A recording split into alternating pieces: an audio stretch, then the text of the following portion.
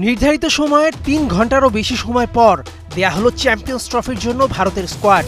মুম্বাইয়ের Rohit Sharma, chief selector Ajit Agarkar আর head coach Gautam গম্ভীরের মধ্যে চলেছে রুদ্ধদ্বার মিটিং, এমনকি কথা কাটাকাটিও। পুরনো চাল ভাতে বাড়ে, অভিজ্ঞ সেনাপতি তো সাজান বিধ্বংসী সব কৌশল।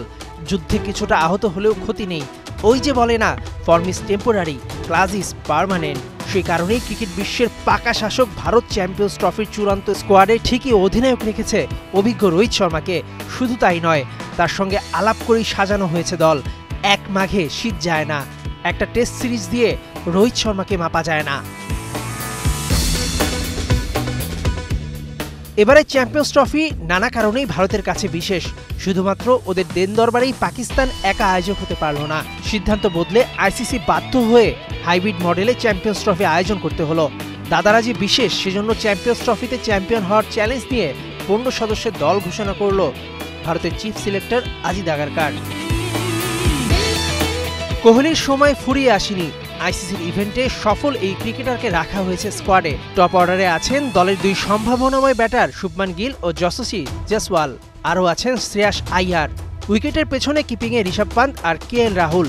দলে ডাক পেয়েই যে সিরিয়াস অনুশীলনে নেমে পড়েছেন রাহুল।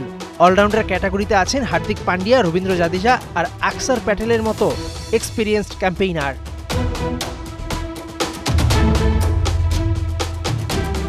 বোলিং লাইন আপে চমক, ইনজুরিতে আক্রান্ত দলের সেরা পেসার জাসপ্রীত বুমরাকে রাখা হয়েছে স্কোয়াডে।